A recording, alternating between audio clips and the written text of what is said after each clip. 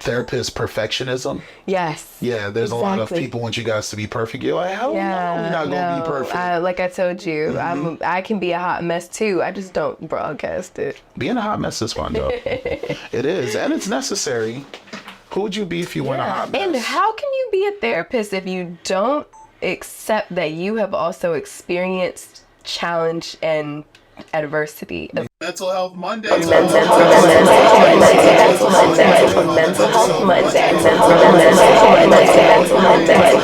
Health Monday. These to put both of ourselves out there. Us hoping that we're going to be cool with each other when we meet. Exactly.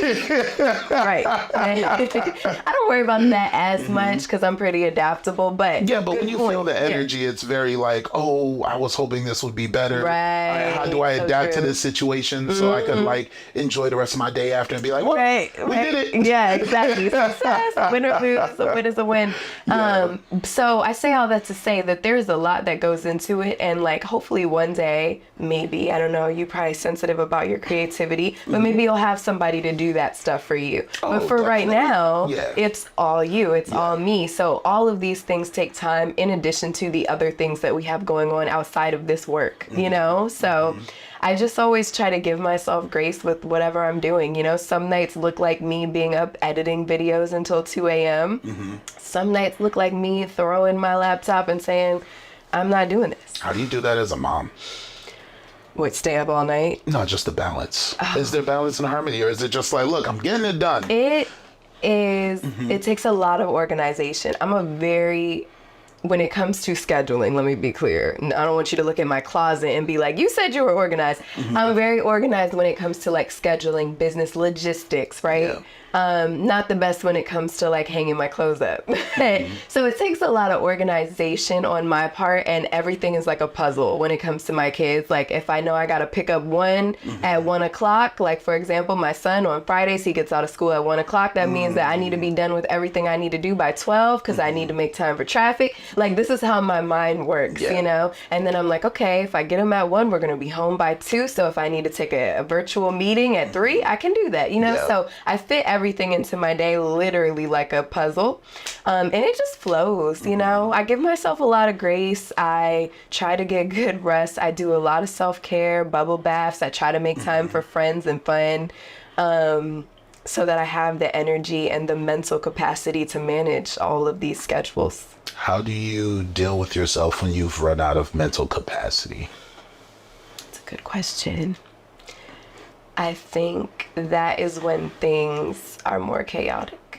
But then again, I give myself grace. Do you notice the chaos? Do you notice, like I notice like, oh my God, look at my house. Over in the chaos. Yeah, I'm like, oh my God, did I even do dishes this week? Like, do we have groceries even? How many times have we Uber Eats? Like, I noticed those things. How many times have we Uber Eats? No, for sure. Like, oh, we're a little out of control. Exactly. Yeah. So those are the things that I pay attention to where I'm like, oh, hold up, we need a reset. And usually by the time I need a reset, God blesses me with a weekend. And I'm like, okay, great. At least I don't have my full-time job. So we can get the house together, start fresh for Monday. And that's kind of how my mind is. I'm all about like, just start over. Like it's not, I think from losing my dad from suicide, that has really taught me a lot at a young age that it's really never this deep. Like, that's what I want to tell people a lot of times. Okay, so your house is a mess. Clean that shit tomorrow. Or when you get a moment, you know, or you're behind on something.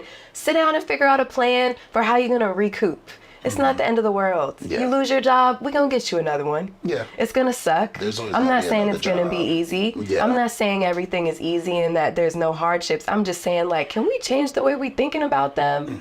Because at the end of the day, we're all going to face adversity.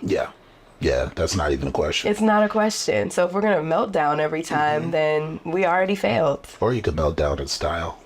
It's okay. It's okay. Look at you melting down in cozy slippers. Right.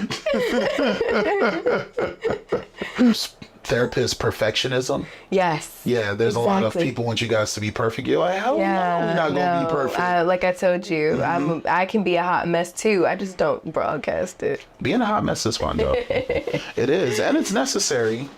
Who would you be if you weren't a hot mess? And how can you be a therapist if you don't accept that you have also experienced challenge and adversity as well, you know.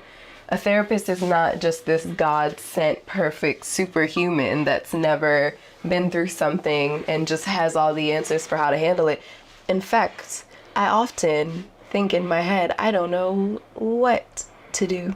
You sound like a poet right now. In fact, since on page 26, line 8, I looked at that line, I said, I don't know what the hell it's talking about. Exactly. But it is a line. I do know how to connect with people. I know how to be empathetic. I know how to take what you're going through and say, I've never been through that, but the feeling that he's describing is sadness. I've been sad before. So now that I know that we're talking about sadness, here's maybe some things we can do to address sadness. I don't have to go through what you've been through. We don't have to walk the same path, right? For us to be able to relate and connect and for you to feel supported by me. A lot of the times I just have to listen. People just need space that's safe to say what they're actually feeling without having to put on the mask of, if I say this, they're not going to talk to me for a week, or they're going to be upset, or they're going to misunderstand what I'm trying to say. Make the mistake. People just need to be heard. Yeah, make the mistake, though. If you make the mistake, now, I know for a client-therapist relationship, it's different because, like, you're expected to be perfect. Right. But, like, I expect the people I work with or who I believe in to make mistakes. It's really up to me to, like, have the greater conversation of, all right, man, so here's where you fucked up. I believe in you, but here's where you got me all messed up. Yep. That's pretty much me in a maybe more polished way. Yeah. A little bit. Barely, but yeah. But, I mean, I also facilitate. My mom is really big on just saying what's on her mind. And I'm really big on noticing how that sometimes destroys the room. So I only speak when it's necessary or when something has to be said and it's the elephant in the room. Because, like, elephants have different sizes. That is true. You know what I'm saying? You can have a baby elephant, you can have, like, a little adolescent elephant, then you could have a grown elephant. And it's like, the way you approach these conversations and the points in its growth period are very important. Yeah. Why didn't you say something? I used this in a discussion that has to do with SI in terms of suicidal ideation. And I was like, there's a lot of people who their partners are suffering and they're like, well, why didn't you say something? It's like, your partner spent a really long time in your relationship letting you know that they weren't happy. Why were you surprised when they left or they decided this isn't for me anymore? They gave you hints. You don't always have to say, I'm not happy. Sometimes you could just be really miserable and hope the person catches on. That may not be the best form of communication. Sure. But that's their communication and that's who you chose to date. So, like, if you don't pick up on these things or you don't make space to have the conversation and ask, hey, what's going on with us? Because sometimes you can't just make it about the person in your relationship.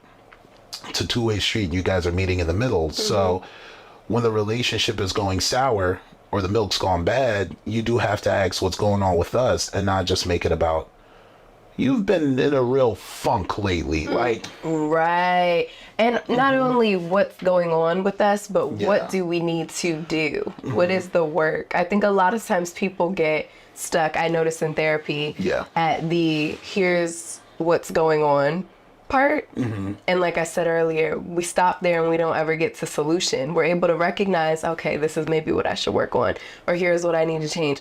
Next week, therapy session. So yeah, still didn't work on that.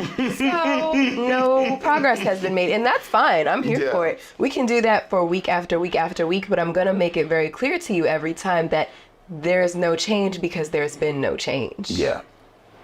Do you ever run into walls with, we're going to keep this going and identify things? Have you ever done things to shake up the table? Yes. I